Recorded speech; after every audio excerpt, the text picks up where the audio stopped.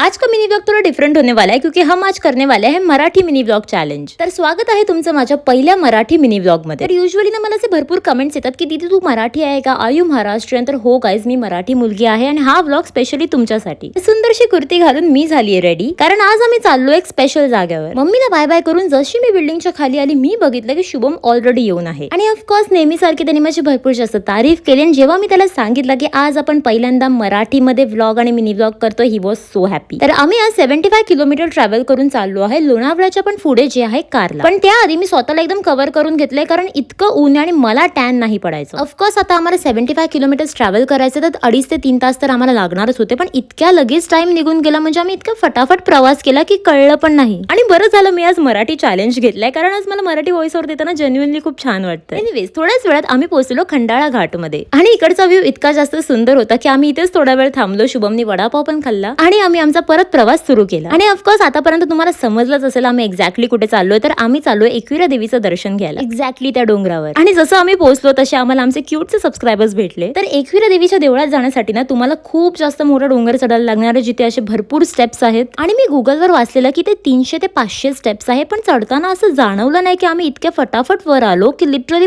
15 ते 20 मिनिटात आम्ही डोंगराच्या टॉपला होतो आणि समोरच होतं एकविरा देवीचं मंदिर। आणि पहिले असं आम्हाला वाटलेलं की आज शनिवार आहे, इथे खूप गर्दी असेल, पण असं काहीच नाही। लिटरली लाईन इतकी फटाफट पुढे जात होती आणि आम्ही देवीसाठी ओटी पण घेतलेली आणि देवीचं दर्शन इतक्या लगेच झालं आणि खूप छान वाटलं। तर तुम्ही कमेंट्स मध्ये मला नक्की सांगा तुम्ही इथे कधी आलेत का। ऑल्सो जेव्हा मी लहान होती ना तेव्हा आम्ही इथे दरवर्षी यायचो, कारण एकविरा देवी ही आमची कुलदेवी आहे। तर इथून जाता जाता आम्ही घरच्यांसाठी पेढे पण घेतले आणि जसं आम्ही खाली आलो आम्हाला इतक्या जोरात भूक लागलेली की आम्ही फटाफट पोहोचलो लोणावळ्यामध्ये आणि पहिले गेलो रेस्टॉरंट मध्ये जेवायला। आणि लगेचच आमचा मेन कोर्स पण आला होता, पण तितक्यात आम्हाला मनस्वीचा व्हिडिओ कॉल आला, कारण तिला आम्हाला काहीतरी दाखवायचं होतं आणि मनस्वी आज साऊथ इंडियन लुक मध्ये तयार झालेली, ज्याच्यात ती खूप सुंदर दिसत होती। तर फटाफट आम्ही लंच कंप्लीट केलं आणि ऑफकोर्स यार लोणावळ्यामध्ये आहे तर चिक्की लेना तो बनता है ना। आणि आम्ही हेच बोलत होतो की बरं झालं सकाळी लवकर घरातून निघालो, कारण आम्ही 4 वाजताच रिटर्न घरी चाललोय। इतक्या फटाफट आणि क्विकली सगळ्या गोष्टी झाल्या की मजा झाली। आणि घरी जाता जाता ऑफकोर्स आम्ही एक चाय ब्रेक घेतला, कारण कितीही ऊन असेल तरी चाय पिणं इज मॅन्डेटरी। आणि जसे आम्ही घरी पोहोचलो हिला बघा लगेच खायला पण सुरुवात। तर असा होता आमचा आजचा दिवस आणि मला कमेंट्स मध्ये नक्की सांगा की तुम्हाला आमचा मराठी मिनी व्लॉग कसा वाटला।